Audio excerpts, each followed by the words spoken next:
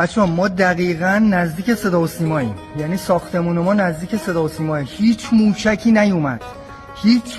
نیومد. صدا و سیما رو با موشک نزدن، از همون پایین زدن، زمین به زمین زدن. بچه‌ها اینا رو پخش کنید، این ویدیو رو پخش بکنید. یه پرنده ای رو برای سلطان محمود آوردن، یه پا نداشت ولی قیمتش خیلی گرون بود.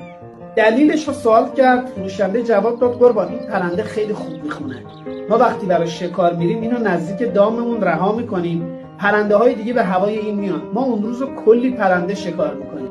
سلطان محمود دستور داد بخریدش. همچین که پولشو پرداخت کردن، یه تیغ برداشت و سر پرنده رو از تنش جدا کرد.